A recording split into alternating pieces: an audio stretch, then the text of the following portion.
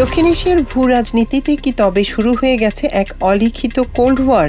যে ঢাকাকে এতদিন ভারতের সবচেয়ে নিরাপদ প্রতিবেশী ভাবা হতো, সেই ঢাকা এখন দিল্লির জন্য সবচেয়ে বড় মাথা ব্যথার কারণ। পশ্চিমবঙ্গ সীমান্তে ভারতের বাড়তি নজরদারি, কাঁটাতারের বেড়া আর দিল্লির আগ্রাসী কৌশলের বিপরীতে বাংলাদেশের পাল্টা শক্ত বার্তা, সব মিলিয়ে সীমান্তের ওপারে এখন তীব্র অশান্তির বাতাস। সবচেয়ে বড় ধাক্কাটা লেগেছে ভারতের নিরাপত্তা মহলে, কারণ দীর্ঘ এক যুগ পর বাংলাদেশে আবার আলোচনায় উঠে এসেছে একটি নাম, লুৎফুজ্জামান বাবর। আর এই একটি নামেই কেন দিল্লির নীতি নির্ধারকদের রাতের ঘুম হারাম হয়ে যাচ্ছে? কেন কেঁপে উঠছে ভারতের তথাকথিত সেভেন সিস্টার্স? আজ বিস্তারিত জানাবো এই ভিডিওতে। শুরু করা যাক সীমান্ত পরিস্থিতি দিয়ে। পশ্চিমবঙ্গের সাম্প্রতিক রাজনৈতিক পট পরিবর্তনের পর সেখানে এখন দিল্লির সরাসরি নিয়ন্ত্রণ, আর ক্ষমতায় বসেই দিল্লির প্রথম টার্গেট বাংলাদেশ সীমান্তকে একটি স্থায়ী যুদ্ধক্ষেত্রে রূপ দেয়া। ভারতের সীমান্ত বাহিনী বা বিএসএফ এর হাতে সীমান্ত পাহারার নামে হাজার হাজার একর জমি তুলে দেয়া হচ্ছে। উদ্দেশ্য কি? ভারত দাবি করছে এটা নাকি অনুপ্রবেশ ঠেকাতে। কিন্তু আসল সত্যটা হলো, বাংলাদেশকে চারদিক থেকে অবরুদ্ধ করার এক গভীর ভূ রাজনৈতিক চাল। বছরের পর বছর ধরে সীমান্তে বিএসএফ এর নির্বিচার পাখি শিকারের মতো বিএসএফ এর গুলিতে সাধারণ বাংলাদেশিদের হত্যার বিচার তো দিল্লি করেইনি, উল্টো এখন পুরো সীমান্তকে একটা দুর্ভেদ্য সামরিক জোনে পরিণত করার চেষ্টা চলছে। এমনকি খবর আসছে নদী এবং জলাভূমিতে প্রাকৃতিকভাবে কুমির এবং বিষাক্ত সাপ ছেড়ে দেওয়ার মতো অমানবিক কৌশলও নাকি ভাবছে দিল্লির কিছু মহল। কিন্তু দিল্লি হয়তো ভুলে গেছে 2026 সালের বাংলাদেশ আর আগের মতো নতজানু নয়। ঢাকা স্পষ্ট জানিয়ে দিয়েছে, ভারতের যে কোনো একপাক্ষিক আগ্রাসন বা পুশিনের চেষ্টার জবাব বর্ডার গার্ড বাংলাদেশ বিজিবি মাঠেই দেবে। এবার আসা যাক ভারতের আসল ভয়ের জায়গায়।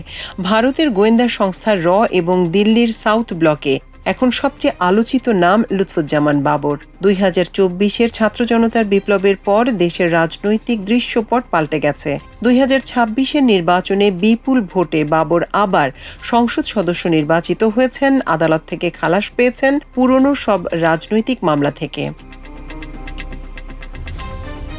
আর এই বাবর অধ্যায়ের পুনরুত্থানেই ভারতের বুকে কাঁপন ধরেছে। কেন জানেন? কারণ দিল্লির ধারণা লুৎফুজ্জামান বাবর মানেই ভারতের উত্তর পূর্বাঞ্চলের বিচ্ছিন্নতাবাদীদের পরোক্ষ মদদ। 2004 সালে সেই বিখ্যাত 10 ট্রাক অস্ত্র মামলার জুজুর ভারত এখনো ভুলতে পারেনি। দিল্লি ভয় পাচ্ছে বাবর রাজনীতিতে সক্রিয় হওয়া মানে ভারতের আসাম, নাগাল্যান্ড বা মণিপুরের স্বাধীনতাগামী গোষ্ঠীগুলো আবার নতুন করে অক্সিজেন পেতে পারবে। ভারত যে এতদিন বাংলাদেশের ওপর একাধিপত্য খাটিয়েছে, বাবরের প্রত্যাবর্তনে সেই আধিপত্যবাদের কফিনে শেষ পেরেক ঠুকে দিতে পারে, এই আতঙ্কে এখন ভুগছে ভারতের নিরাপত্তা মহল। ভারতের জন্য সবচেয়ে দুর্বল এবং স্পর্শকাতর জায়গা হলো তার উত্তর পূর্বাঞ্চল, যাকে আমরা সেভেন সিস্টার্স নামে চিনি। মণিপুরে বছরের পর বছর ধরে চলা জাতিগত দাঙ্গা সামলাতে মোদী সরকার পুরোপুরি ব্যর্থ। আসাম এবং নাগাল্যান্ডেও ক্ষোভের আগুন জ্বলছে। আর এই 7 রাজ্য ভারতের মূল ভূখণ্ডের সাথে জুড়ে আছে মাত্র 22 কিলোমিটার চওড়া একটি সংকীর্ণ রাস্তা দিয়ে, যাকে বলা হয় চিকেন স্নেক বা শিলিগুড়ি করিডোর। ভূ রাজনীতির অঙ্কে এই সেভেন সিস্টার্সের লাইফলাইন কিন্তু বাংলাদেশ। ভারত যদি তার অ্যাক্ট ইস্ট পলিসি সফল করতে চায়, তবে বাংলাদেশের ট্রানজিট ও বন্দর ব্যবহার করা ছাড়া আর কোনো গতি নেই। অথচ দিল্লি ঢাকার সাথে তিস্তার ন্যায্য পানির হিস্সা দিচ্ছে না, সীমান্তে ফালানির মতো মেয়েদের ঝুলিয়ে মারছে আর আশা করছে বাংলাদেশ তাদের বিনে পয়সায় করিডোর দেবে। পরিস্থিতি এখন উল্টো। বাংলাদেশ এখন নিজের সার্বভৌমত্ব রক্ষায় আপোষহীন।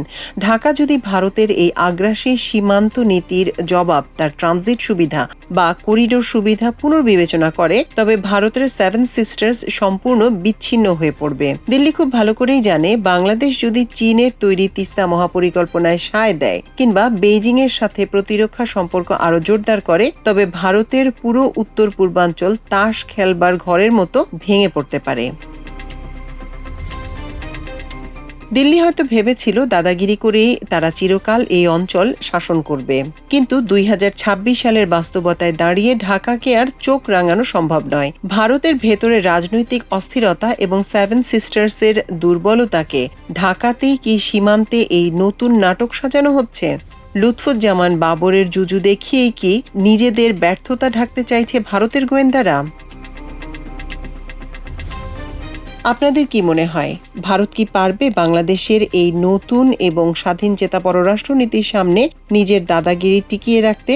কমেন্ট বক্সে আপনার মতামত জানান। ভিডিওটি ভালো লাগলে শেয়ার করে সবাইকে সত্যটি জানার সুযোগ দিন।